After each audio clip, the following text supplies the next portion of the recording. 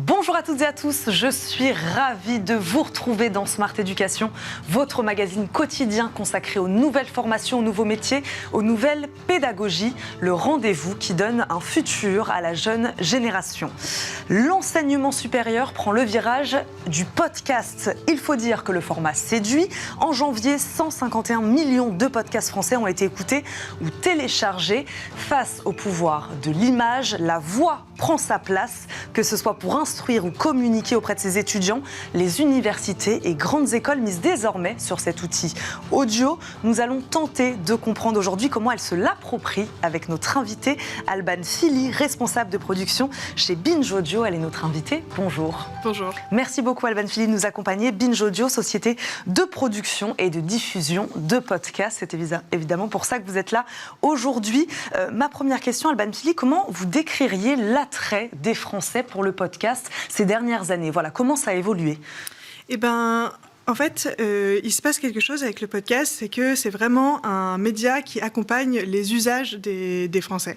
Donc aujourd'hui, le smartphone, ça s'est vraiment démocratisé et donc du coup, ça a permis d'accéder à des contenus audio à la demande. Donc nombreux sont ceux qui ont sur leur portable Spotify, Deezer, Apple Podcasts, toutes ces plateformes d'écoute. Et donc du coup, ça permet de proposer du contenu à la demande et donc de proposer de plus en plus de podcasts qu'on appelle natifs. Donc il y a les podcasts de replay qu'on connaît qui sont parfois qui sont les émissions qu'on peut entendre en radio qui sont ensuite diffusées sur les applications. Notre émission Smart Education est d'ailleurs en podcast également. Okay, voilà. Et du coup, il y a les podcasts natifs qui sont diffusés directement sur là-dessus. Et donc c'est effectivement croissant. Les chiffres que vous donniez parlent d'eux-mêmes. Le podcast a vraiment explosé en fait aux États-Unis en 2014 suite à la sortie d'une série de podcasts qui s'appelait Serial, qui a eu un succès planétaire et qui a vraiment mis en lumière le podcast. En France, c'est plus progressif et ça accompagne vraiment les usages au quotidien. Accompagner les usages, c'est ça. Quels sont les principaux avantages, vous diriez, du podcast aujourd'hui? C'est le côté à la demande, c'est ce que vous disiez, ce côté mobile aussi peut-être. On peut l'écouter n'importe où, n'importe quand. Voilà, le principal atout selon vous du podcast aujourd'hui, c'est lequel? C'est ça. En fait, c'est que vu que c'est un podcast, vu que c'est un contenu à la demande, généralement notre public, nos auditeurs, nos auditrices, c'est aussi vraiment un public qui est très captif. C'est-à-dire que pour écouter un podcast, en fait, vous n'allez jamais tomber sur un podcast. Il faut faire la démarche d'aller le chercher sur les applications, de lancer le play. Et donc, souvent, c'est une démarche vraiment proactive des auditeurs et des auditrices. Et du coup, ça fait qu'on a accès à un temps super précieux des personnes qui nous accordent ce temps-là. Donc, les podcasts sont beaucoup écoutés dans les temps de transport, en faisant du sport, en faisant les activités, des tâches domestiques, des choses comme ça. Et donc, du coup, ça nous donne accès à un temps précieux et avec souvent des auditeurs et des auditrices qui sont prêts à nous accorder du temps. Et c'est pour ça qu'on dit souvent que le podcast, c'est un média qui permet de prendre le temps de raconter des choses complexes avec de la nuance. Parce que, on s'adresse à des gens qui sont là, qui sont vraiment là pour nous écouter. À quand remonte alors, puisque c'est ce qui nous intéresse aujourd'hui, cet intérêt de l'enseignement supérieur pour le podcast? Vous l'avez constaté quand? Ça fait de nombreuses années, puisque nous, une des premières institutions et marques avec lesquelles on a travaillé, c'était l'université Paris-Saclay. Après, on sent que c'est vraiment aussi quelque chose qui prend de plus en plus aujourd'hui. Donc, on a fait une petite étude et c'est plus de 80% des responsables de communication des établissements supérieurs de la recherche qui font ou qui vont faire un podcast. Donc, c'est vraiment quelque chose qui se développe. Vous, quelle part de votre contenu est consacrée aujourd'hui à ces podcasts de l'enseignement supérieur? Est-ce que ça représente une part importante chez vous, chez Binge Audio? Disons que nous, on a donc les podcasts produits par Binge Audio et on produit en parallèle donc des podcasts pour des institutions, des marques, d'autres médias. Ça reste une part, je dirais que c'est peut-être un quart de nos clients. Ce qui n'est pas négligeable? Non, ce qui n'est pas négligeable. On va dire que chaque année, on a un ou deux nouveaux prospects. Quel est l'intérêt, vous l'avez un tout petit peu dit déjà, Alban Philly, quel est l'intérêt pour l'enseignement supérieur, pour les grandes écoles, pour les universités, pour les instituts de recherche aussi, aujourd'hui, de faire appel à cet outil audio? Qu'est-ce qui ressort? Je crois que vous avez réalisé une étude sur ce sujet, vous les avez interrogés, ces responsables communication de ces établissements-là. Eux, voilà, quel intérêt ils y voient aujourd'hui à utiliser cet outil? Oui, tout à fait. Du coup, l'agence Canvet a fait une étude et qui montrait que en fait, l'intérêt vraiment pour ces établissements, c'était, il y en avait 3 principaux. Le premier, c'est déjà de se positionner comme un acteur dans le débat de société. Donc voilà, de prendre parti. En plus, il y a une vraie culture de l'oralité en fait dans la recherche et l'enseignement. Enfin, c'est pas nouveau de poser son enregistreur sur la table du professeur à l'université. Donc il y a une vraie culture de l'oralité. Donc c'est de se positionner à la fois dans le débat de société, c'est de valoriser la recherche aussi, puisque le podcast, pour le coup, c'est un vrai outil pédagogique pour faire parler les nouvelles voies de la recherche, etc., et apporter de nouvelles idées. Aussi, c'est aussi un moyen, ça peut aussi avoir un objectif marketing pour les universités, ou en tout cas un objectif pour créer une image de marque, pour aller recruter des étudiants, puisque en fait vraiment c'est un média qui colle aux usages des étudiants aujourd'hui. Donc c'est intéressant ce que vous nous dites, c'est qu'on peut s'adresser à une communauté interne, presque à ses étudiants, et à une communauté externe également, aller en chercher d'autres, ou peut-être même s'adresser au grand public. Vous parliez de ce travail de pédagogie, de vulgarisation de certains concepts, peut-être. Oui.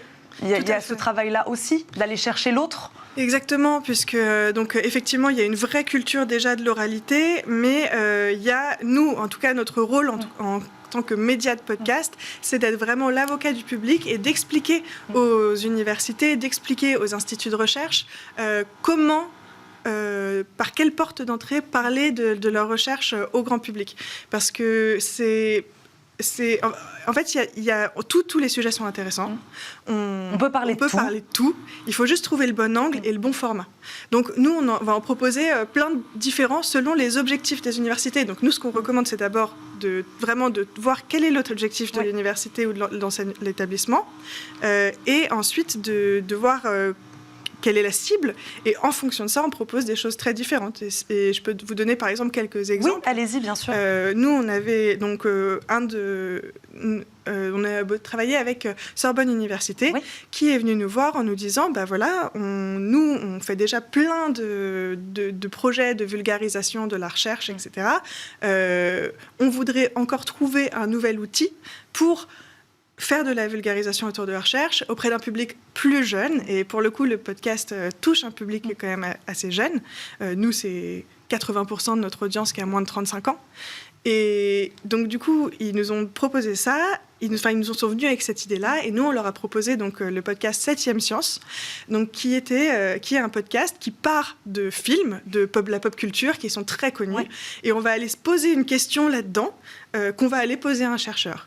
Par exemple, on va parler avec un biologiste de est-ce qu'il reste aujourd'hui encore des animaux, des espèces à découvrir, comme dans le film Les Animaux Fantastiques, où il peut y avoir plein de questions comme ça qui sortent de la pop culture et qui donnent la parole à des chercheurs. Et donc sous forme de questions-réponses, sous forme d'interviews, presque comme ce qu'on est en train de faire là, toutes les deux, aujourd'hui. Comment ça marche, qu'est-ce qu'on entend dans ces podcasts-là? Et à nouveau, en fonction de... Tout est possible ? Voilà, tout est possible. Il y a plein de formats différents. Il y a des formats interview qui, effectivement, peuvent vraiment laisser la parole aux chercheurs, aux chercheuses. Mais on peut aussi imaginer des formats de fiction. On peut imaginer des formats documentaires. Nous, on a fait un documentaire en 6 épisodes avec la faculté de médecine de Sorbonne Université, qui s'appelle Le Serment d'Augusta, et qui parle de la relation patient-professionnel, et qui est donc un vrai documentaire très dense, etc., et qui est aujourd'hui à la fois diffusé pour le grand public, mais qui fait aussi vraiment partie du parcours diplômant et qui fait partie de l'enseignement qui est apporté aux étudiants de la faculté de médecine. Donc c'est intéressant ce que vous dites, ça c'est l'expertise binge audio, c'est-à-dire que les établissements de l'enseignement supérieur veulent se mettre au podcast, ils n'en ont pas forcément, en tout cas les codes, ils les ont peut-être pas forcément, et c'est là où vous intervenez, vous les aidez. On peut vouloir faire du podcast, mais on peut ne pas savoir comment, et on peut faire du mauvais podcast, voilà, c'est ça presque, si on ne sait pas comment bien s'y prendre? Disons que, vu qu'on est avec des auditeurs qui sont prêts à nous accorder du temps, qui sont prêts à nous accorder 10, 20, 30, 40, parfois plus de minutes encore d'attention, nous, on veut vraiment veiller à être respectueux de ce temps-là. Et donc, ça veut dire justement se mettre à la place de l'auditeur et apporter un contenu qui soit accessible pour l'auditeur. Mais ça veut dire aussi avoir de bonnes conditions d'enregistrement, un joli habillage, une belle musique, une belle réalisation du tout, pour que ce soit le plus digeste possible. Et ça, c'est vos équipes qui s'en occupent? Tout à fait. Et avec qui vous travaillez, puisque donc on a parlé évidemment de ces responsables communication au sein des établissements de l'enseignement supérieur. Est-ce que vous êtes amené aussi à discuter avec ces professeurs, avec ces chercheurs? Comment vous travaillez ensemble? Comment ça marche? Eh bien, souvent, ce sont en fait aussi des chercheurs et des chercheuses qui travaillent à la communication et à la vulgarisation de leurs recherches. Et donc, on est contacté par les établissements. Et puis nous, ensuite, on intervient vraiment du coup comme un média. Donc on va faire de la production, de l'édition. Donc on va à la fois aller chercher la bonne voix qui va avoir la légitimité pour porter ce projet. On va aller accompagner aussi les établissements de la recherche pour trouver les bons angles pour traiter les différents sujets. On va faire toute la partie effectivement production dure, on va dire, avec l'enregistrement, la post-production. Et ensuite, il y a aussi tout un pan qu'il ne faut surtout pas sous-estimer, justement pour ne pas faire un podcast qui fasse un peu cheap, etc. C'est toute la partie diffusion, que le podcast soit facilement trouvable, accessible sur les plateformes, qui ait la bonne identité visuelle, qui est le bon titre, qui donne aussi envie d'aller cliquer, qui est tous ces éléments. Et aujourd'hui, il y a un enjeu qui est assez fondamental aussi quand même dans le podcast, c'est la découvrabilité. Donc, prévoir du temps de médiatisation, du budget aussi de médiatisation. Ça a un coût, c'est ce que j'allais vous dire. Tout à fait. Cette chaîne de valeur, cette chaîne de production que vous êtes en train de nous énoncer, ça a un coût, j'imagine, aussi pour les établissements. Oui, tout à fait. C'est beaucoup de métiers différents. Beaucoup de métiers différents. Et donc oui, ça a un coût. Pour vous donner une idée, c'est à peu près... on est à peu près à 30 000 € pour 6 épisodes. Pour 6 podcasts, d'une durée moyenne de... Eh bien, ça peut complètement changer, parce que pour le coup, parfois, un entretien peut être beaucoup moins long à produire qu'un documentaire qui va demander des mois et des mois de montage. Enfin, voilà, ça dépend. On n'en a pas parlé, mais j'imagine en quelques secondes, il peut aussi s'intégrer, ce podcast, à un parcours d'apprentissage pour les étudiants qui nous écoutent. Ça peut aussi être au service d'un professeur, d'un cours, d'une matière, aussi au sein d'un cursus scolaire. Tout à fait. Oui. C'est ce que je vous racontais, par exemple, par rapport au serment d'Augusta, où pour le coup, c'est un professeur en neurologie, si je ne dis pas de bêtises, de la faculté de médecine qui est venu nous voir et qui trouvait que c'était une pièce manquante à l'enseignement, cette question de la relation patient-médecin.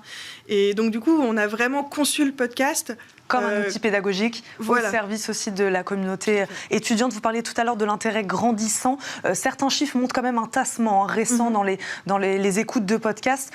Selon vous, est-ce qu'il y a peut-être quand même tout de même derrière un effet de mode, ou est-ce que vous croyez véritablement à l'intégration du podcast ces prochaines années, notamment dans l'enseignement supérieur? On terminera là-dessus. J'y crois carrément. Après, comme je vous disais, il y a une vraie...